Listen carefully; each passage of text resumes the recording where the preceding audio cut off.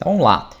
Selecionem aqui o retângulo e pressionem a tecla Delete para ele ser excluído ali, para ele apagar. Vamos entender um pouquinho aqui as ferramentas e manipulação dentro das formas, objetos. Vou pegar aqui, por exemplo, a ferramenta oval, Algumas ferramentas têm uma seta, não sei se vocês repararam isso. Toda ferramenta que tem uma seta, se você clica e mantém o botão esquerdo pressionado, ele te mostra o que eu tenho dentro daquele conjunto de ferramentas. Isso significa que não é uma única ferramenta, e sim um conjunto de ferramentas. Aqui, por exemplo, no retângulo, eu tenho um retângulo normal e tenho um retângulo primitivo, que vocês vão entender aí um pouco mais adiante. Então, toda ferramenta que tem isso, significa que eu tenho ferramentas acopladas ali dentro. Uma ou mais ferramentas, aliás, duas ou mais ferramentas ali dentro daquele conjunto. Perfeito. Peguem aqui a ferramenta oval, o círculo normal, clica, segura e arrasta.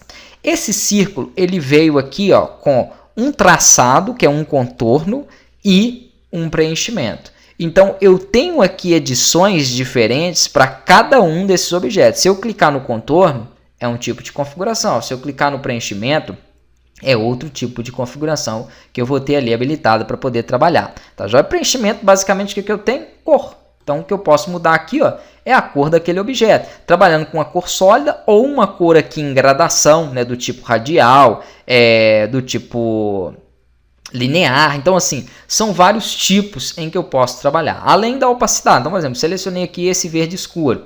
Aqui em cima eu tenho o alfa, que é muito importante vocês guardarem isso. Alfa é a opacidade do objeto. Quanto menor o alfa aplicado, menor a opacidade dele. Então, por exemplo, aqui eu tenho uma cor verde com 60% de opacidade. 100% de opacidade, ela ficaria... Opa, acabei trocando aqui a cor.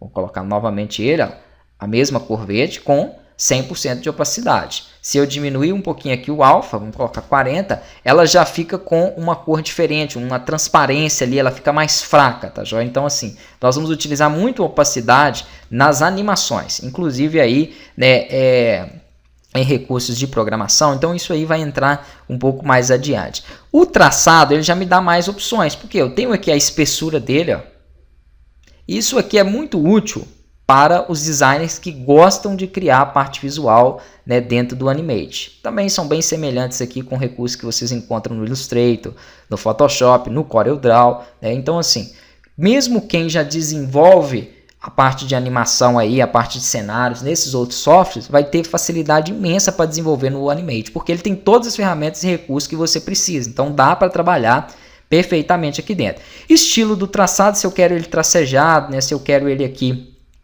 pontilhado. Então, assim, vai ter várias formas aqui. É interessante que vocês trabalhem aí com esses tipos de traçado. É interessante que vocês apliquem essas diferenças, mexam aqui, manipulem essas configurações para poder entender um pouquinho mais. Então aqui tem edições um pouco mais avançadas também voltado para esse traçado.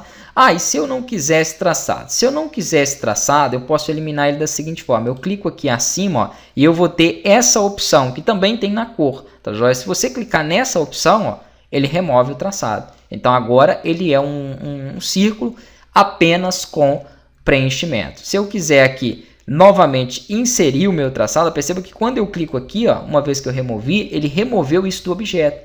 Não é possível, então, eu adicionar através desse recurso aqui, novamente, um outro traçado para ele. Então, ele tirou esse traçado do meu objeto e eu não tenho aqui como trabalhar um outro traçado. Aqui eu tenho até algumas criações de objeto. Se eu clicar aqui, por exemplo, em criar objeto, ele vai me dar uma opção de manipular esse meu objeto. Então, dependendo aqui das ferramentas que eu utilizar, eu consigo trabalhar algumas manipulações dentro desse objeto. Essa segunda ferramenta aqui, por exemplo, é a ferramenta de subseleção. Ela parece um pouco com a ferramenta forma encontrada dentro do CorelDRAW para quem já utilizou aí o CorelDRAW. Então, eu consigo fazer alguns ajustes aqui dentro do meu objeto utilizando essa ferramenta de subseleção. Ele cria alguns pontos ali, e através desses pontos eu posso manipular aquele meu objeto, trabalhando aí com o formato diferenciado dele. Lembrando que se você exclui o traçado do objeto, você precisa criar um outro objeto aqui,